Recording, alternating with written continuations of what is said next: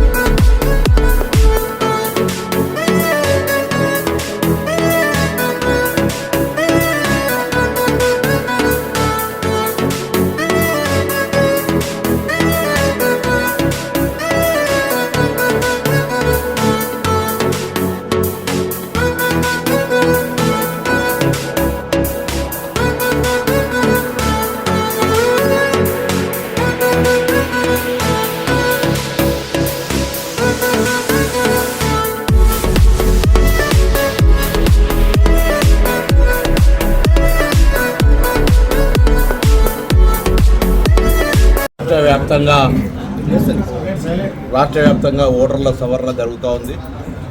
ప్రజాస్వామ్యాన్ని విశ్వసించే కాంగ్రెస్ పార్టీ అర్హత కలిగిన ప్రతి ఓటరుకు ఎటువంటి ఓటు హక్కు కోల్పోకుండా చూసే విధంగా ఎన్నికల కమిషన్ బిఎల్ఓలతో సమాంతరంగా బిఎల్ఏలను నియమించి ఇల్లు తిరుగుతూ ఓటర్లను కోల్పోకుండా చూసే ప్రయత్నం చేస్తాను.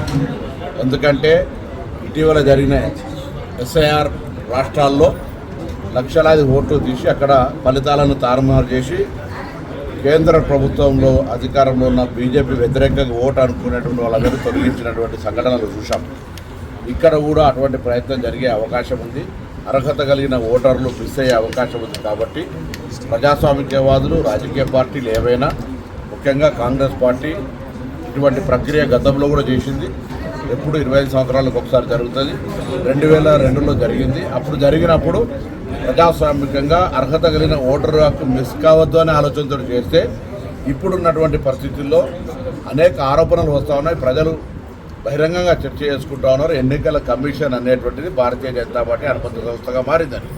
కాబట్టి ఇటువంటి పరిస్థితుల్లో అప్రమత్తంగా ఉండి ప్రతి ఓటరు బిఎల్ఓ ఏదైతే ఎన్నికల కమిషన్ తరఫున ప్రభుత్వం తరఫున వస్తూ ఉన్నారో 2 ఫోటోలు సిద్ధం చేసుకొని మీ వివరాలను తయారు చేసి పెట్టుకొని అందులో మరి ఫామ్స్ ఇప్పటికే ఇవ్వడం జరుగుతుంది. ఆ ఫామ్స్ మీద సంతకాలు పెట్టి వివరాలు నింపిమని కోరుతూ ఎక్కడ కూడా ఓటు హక్కు కోల్పోకుండా అందరూ కాంగ్రెస్ పార్టీ నాయకత్వం గ్రామాన రాష్ట్ర వ్యాప్తంగా పనిచేయాలని కోరుకుంటున్నారు.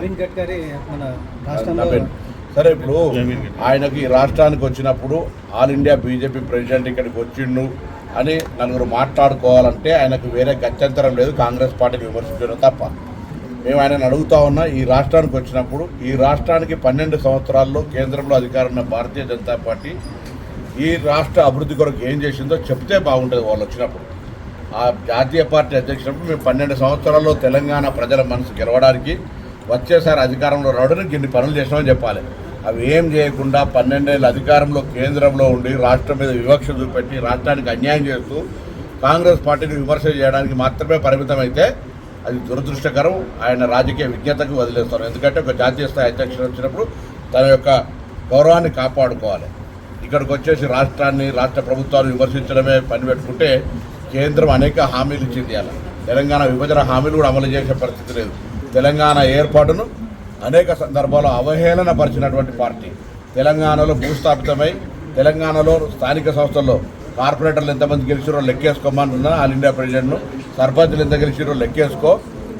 8 మంది ఎంపీలు కూడా టీఆర్ఎస్ తోటి కుమ్ముక్కైనా కూడా 8 మంది ఎంపీలు గెలిచారు. టీఆర్ఎస్ నీ కొరకు త్యాగం చేసి రాజకీయ ఆట లోపల వాళ్ళు మీకు సరెండర్ అయిన కాబట్టి 8 మంది ఎంపీలు గెలిచినారు.